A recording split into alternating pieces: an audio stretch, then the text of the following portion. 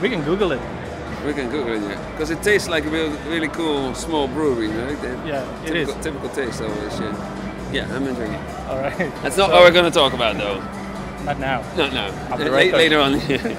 So first of all, hello Bart, and it was mind-blowing. I mean, mind-blowing presentation. I really enjoyed it, and I believe all of us enjoyed it. Really.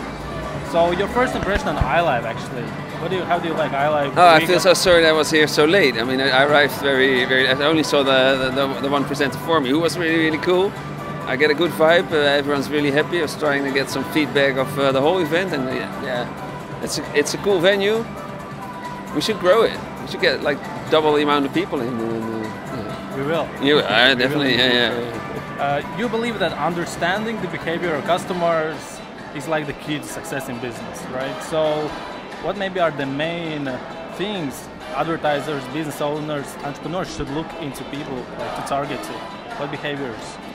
Well, I think that's actually like the key message of my talk is that we should start realizing that when we think of customers, we should stop thinking about them as we think about ourselves. When we think about ourselves, we're only consciously thinking about it. We cannot subconsciously think. We're not aware of our subconscious part of the brain, and that's what we should start realizing with customers. There's a whole subconscious process going on, and it's bullshit that it's only 5% conscious and 5%. We can totally influence that.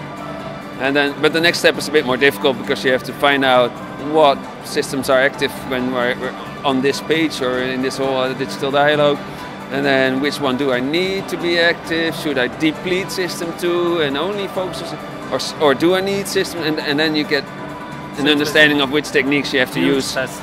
And that's start testing. Find out what's the testing capacity of my website. Let's say rule of thumb, you have your amount of conversions divided by 1,500. So only the big companies can really test.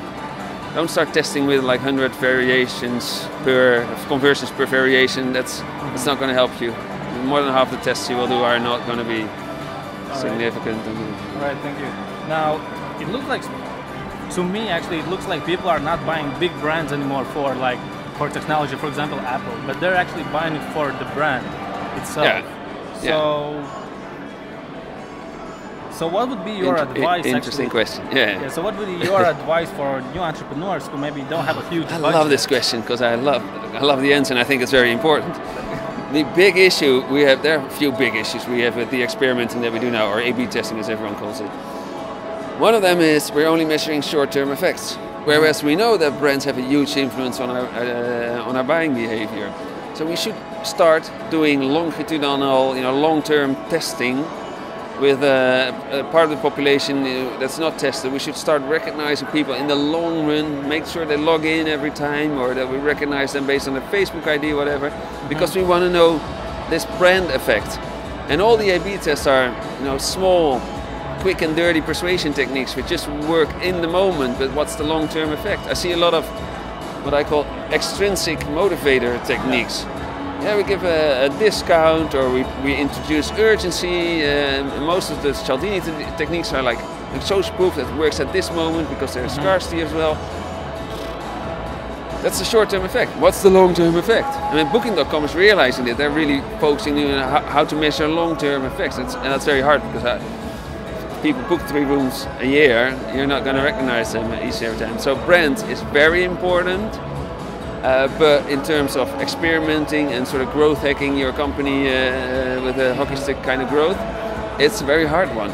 But that doesn't mean you shouldn't do it. Of course. No. Yeah. So, and least but not the last, a little bit off the topic, but what are the 3 first things you do right in the morning after you wake up, and how does it affect your life? First, I regret business? that I was drinking too much the night before, and then I think, oh, no, I am not that type of guy, and I'm always fine a little bit later on. And then I had to say 3 things. 3 things you do right after waking up? Then I hug my kids, because they're small kids, and I love just to be in bed with them and enjoy the fact that I have a family. That makes me very happy. How does it affect your life and business, maybe? I'm a very emotional guy. I value ethics very high.